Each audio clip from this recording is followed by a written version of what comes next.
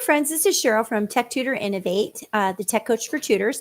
And in my talk this morning, I wanted to just talk to you a little bit about low tech or no tech solutions for sharing your tutoring business. I mean, I would just get stuck in this. I've got to use technology to share what I'm doing and what I'm about, I'm currently doing that for you right now. I'm sharing who I am, what I do. And in case you just came here for the first time, I do want to let you know that I have had my own private tutoring business for the last 2 years. I'm starting my third year. And then prior to that, I had 2 years working for another company. And literally, when I worked for the other company, they did all the marketing for me. So that was easy breezy.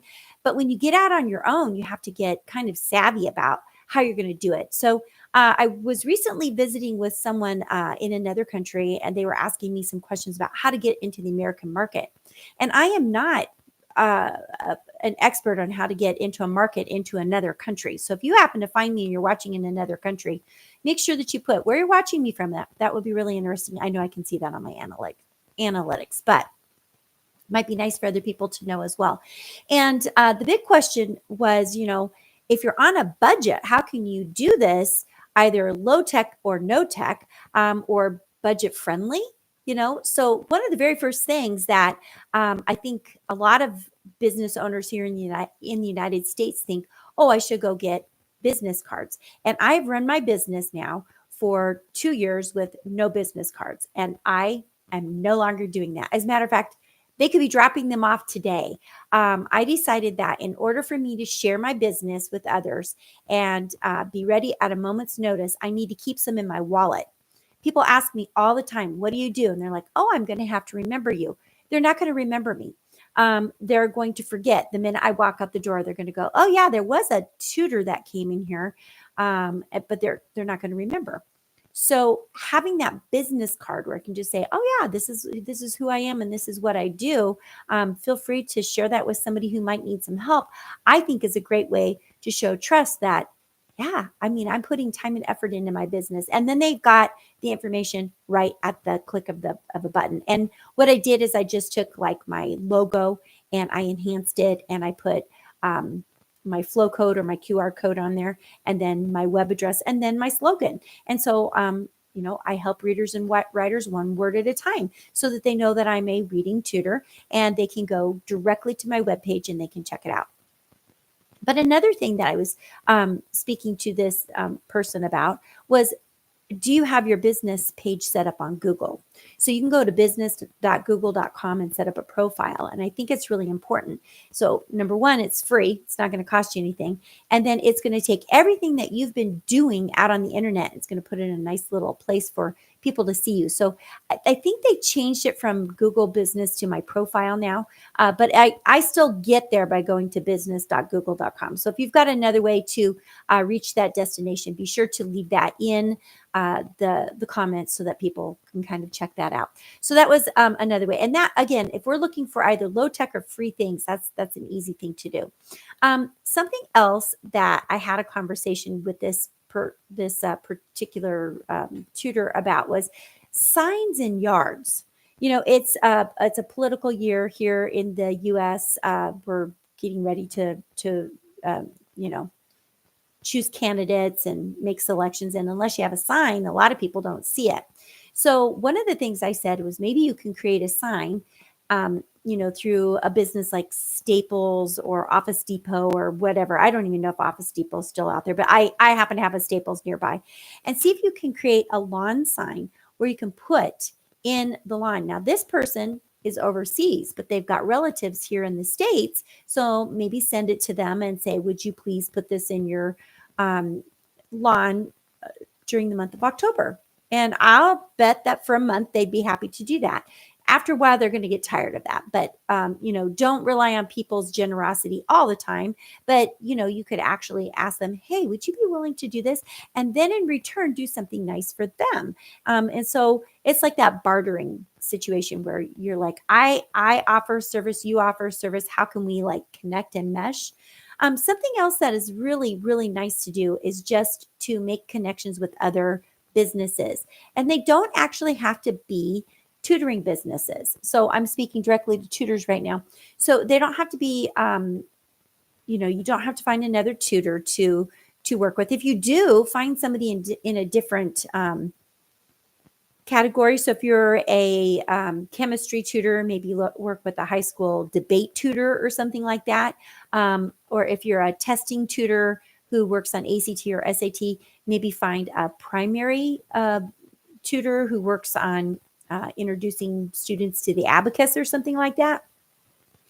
But the more connections that you make, keep track of those people's names and numbers, and then, or emails or whatever. And then when you get a client that you don't feel you can support, or maybe they're not, you can't support everybody. I mean, I'd like to say you're really smart, but really, can you support everybody K through 12 in all subject areas? And I just don't think that that's a true statement. We all have our specific areas that we're really good at. So really think about what can you hone in on, make that your craft, and then be willing to support when asked if it's a good fit for you. But then be talking to other tutors and then keep that information. And so that networking is going to be really, really valuable. As a matter of fact, one of the things that I just went to this week, I was out and about with my husband at a farm show, and I was actually wearing my ball cap. I'm so sad I didn't bring that in here because I have it with me all the time. But it's a ball cap and it just says Tutoring with Sheryl. And we went to a farm show and I walked around with that. And a lot of people were reading it. Now that's just casual advertisement. People do it all the time. They wear their business logos on things. And I have a t-shirt that's got my business information on it. And I've got a 3/4 zip, like fleece sweatshirt that's got my business information on it. And I put it on there on purpose because I want people to ask me about it. I know lots of people who do this.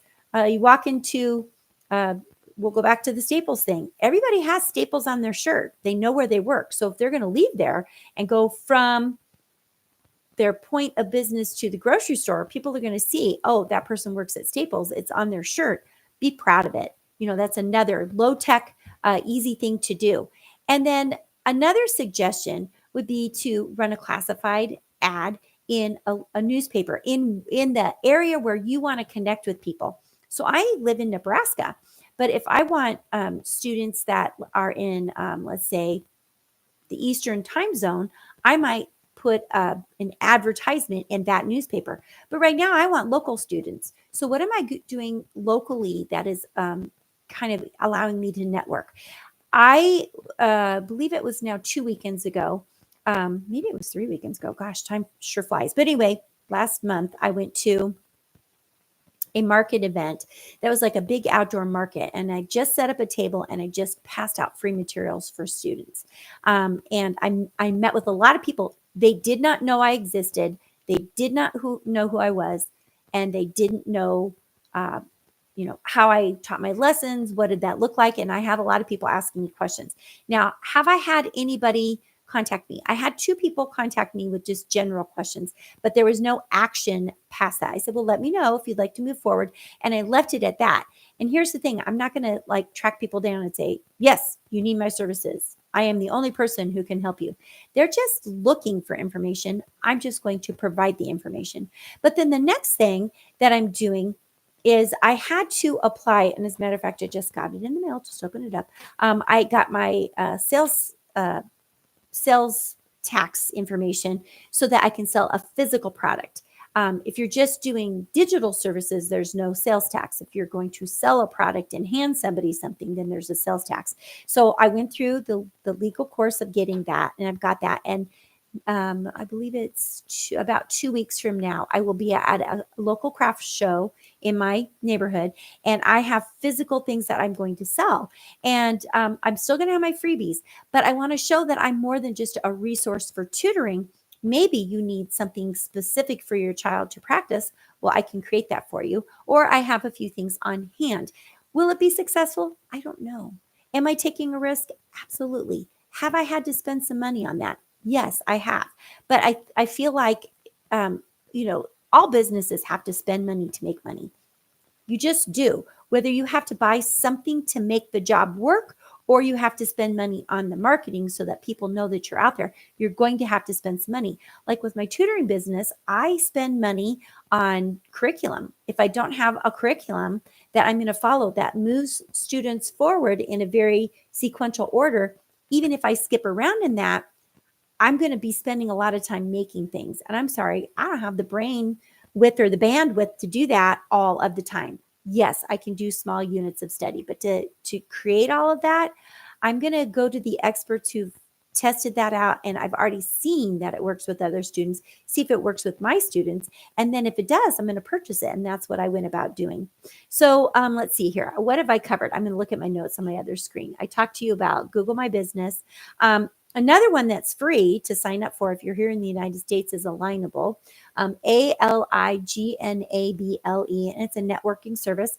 And I went and I listened to one of their trainings, and it was so good because they were talking about getting involved in your community. And that's what I'm doing. I'm actually just setting up a Halloween event with local businesses, and I've really had to look because I live in a rural area.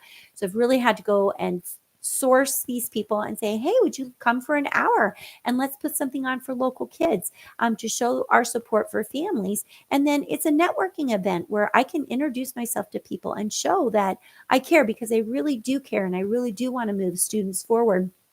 But if they don't know about me, then they can't take advantage of it because, again, I don't have that storefront. If they're not actively seeking somebody, they might not even be thinking about it. A few things that you could also consider, and I don't know if this is legal in your area. So you're going to want to go and check your community bylaws, find out if you can do this, but you can hang flyers up or you can even distribute them to people. But something else that would be really low tech and not cost a lot is you can go to your post office and you can say, I would like to send a business postcard out. Create the business postcard. And then I believe right now, and I thought I looked this up last week, it's between 20 and 25 cents, I think, per post box carrier. So if there's a small community and that's who you want to get into, or even a larger one, depending on how much money you want to spend, everybody in that postal district will get one. You're paying for that. So that's something else that you can do. Think about the free flyers that go out. The grocery shopping flyers, sometimes they'll have little businesses that are advertising in there. So those are some low tech, not necessarily low budget, but low tech things that you can do. And I hope that this will help you. I support tutors as they are moving from in-person to online. But along the way, we get questions about marketing. And I think this is a very timely thing, especially if you're just getting started. But even if you're not just getting started and you've been around and maybe you've had a lot of students for a long period of time and they're meeting their goals. And now you're like, hey, I need another student. This is the perfect way to go about doing that. Okay, well, that's all I have for you guys today. I hope that you make it a great day. And as usual, keep the learning going.